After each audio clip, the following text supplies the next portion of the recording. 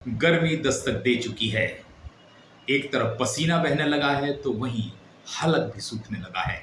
आम इंसान का गला सूखना आम बात है, मगर मध्य प्रदेश की राजनीति में भारतीय जनता पार्टी के उन नेताओं के गले कुछ ज्यादा ही सूखने लगे हैं जो उम्मीद लगाए बैठे हैं। दोस्तों नमस्कार, मैं हूं संदीप पौराणिक। आज बात भारतीय जनता पार्टी की।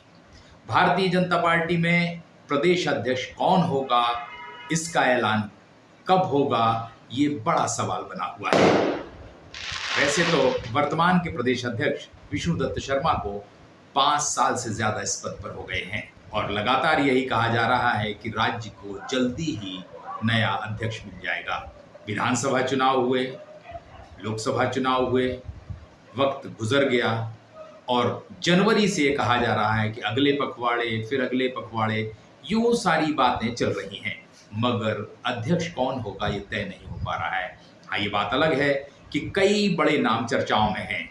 सबसे ऊपर जो नाम आ रहा है वो हेमंत खंडेलवाल का है। उसकी वजह भी है क्योंकि हेमंत खंडेलवाल का किसी भी बड़े नेता से विरोध नहीं है और उनका नाता जिस परिवार से है वह संघ की पृष्ठभूमि से आता है। बात अगर हम करें पूर्व गृह मंत्री नरोत्तम मिश्रा की, वो भी एक दावेदारों में है। कहा जाता है कि न्यू ज्वाइनिंग टोली में जब उन्हें संयोजक बनाया गया तो उन्होंने तमाम बड़े नेताओं की भाजपा में ज्वाइनिंग कराई। इसके बाद बात आती है अरविंद भदौरिया की।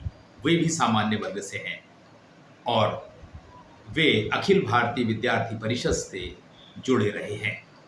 लेकिन नरोत्तम मिश्रा और अरविंद भदौरिया के लिए सबसे बड़ी चुनौती उनका इलाका है, क्योंकि उस क्षेत्र से जहां से वे आते हैं, ग्वालियर चंबल इलाके से, वहां से नरेंद्र सिंह तोमर, ज्योतिरादित्य सिंधिया जैसे बड़े नेता हैं और उनकी राय या यूं कहें सहमति भी जरूरी होगी। इसके अलावा बात करते हैं तो अनुसूचित जनजाति वर्ग से भी सुमेर सिंह सोलंकी के अलावा भी फग्गन सिंह कुलस्ते जैसे कई नाम हैं। पार्टी ऐसे उम्मीदवार की तलाश कर रही है जो विवादित ना हो, जिस चेहरे को लेकर ना तो सत्ता में और ना ही संगठन में किसी तरह का विवाद हो।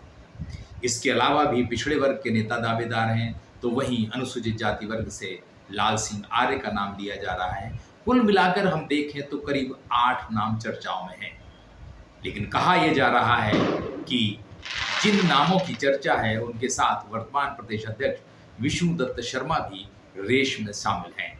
अब पार्टी को तय करना है कि अगला अध्यक्ष कौन होगा, लेकिन जितने भी नेता दावेदार हैं सबके गले सूख रहे हैं और उन्हें लगता है कि ऐसा ना हो कि गर्मी इतनी ज़्यादा बढ़ जाए कि उनके लिए अब इंतज़ार करना भारी पड़ जाए। फिर भी कहा यह जा रहा है कि आने वाले समय में मध्य प्रदेश में प्रधानमंत्री श्री नरेंद्र मोदी के अलावा गृह मंत्री अमित शाह का भी दौरा प्रस्तावित है। अगर इन 2 नेताओं के दौरे होते हैं तो आप ये मान के चलिए कि अप्रैल महीने में भी मध्य प्रदेश का अध्यक्ष कौन होगा बीजेपी का, ये तय नहीं हो पाएगा। फिर भी जो दावेदार हैं वे सक्रिय हैं। भोपाल से लेकर दिल्ली तक उनके दौरे चल रहे हैं, नेताओं को मान मनौवल चल रहा है। लेकिन इतना तय है कि मध्य प्रदेश की भाजपा इकाई का अध्यक्ष वही होगा जिसे संगठन का समर्थन होगा, दिल्ली में बैठे नेताओं का समर्थन होगा, साथ में नागपुर से भी समर्थन हासिल होगा। उसकी वजह भी है क्योंकि मध्य प्रदेश भाजपा की प्रयोगशाला रही है। भाजपा ने लगातार तमाम प्रयोग किए हैं। बीते कुछ दिनों की हम बात करें या विष्णुदत्त शर्मा के कार्यकाल की बात करें तो बूथ विस्तारक अभियान से लेके संगठन पर्व चला, उसमें भी सदस्य संख्या देश के प्रमुख राज्यों के बराबर रही। कुल मिलाकर मध्य प्रदेश में नवाचार लगातार पार्टी करती रही है। इसलिए संभावना भी ये जताई जा रही है कि हो सकता है कोई ऐसा व्यक्ति प्रदेश अध्यक्ष की कुर्सी पर बैठ जाए जिसे आमतौर पर लोग, पार्टी के लोग तो जानते होंगे, लेकिन आम आदमी के बीच उसकी बड़ी पहचान ना हो।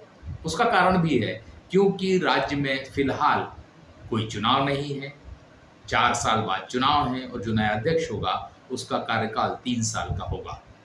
इसलिए पार्टी एक सामान्य व्यक्ति पर भी दांव लगा सकती है। फिर भी होगा अध्यक्ष कौन, ये बड़ा सवाल अब भी बना हुआ है।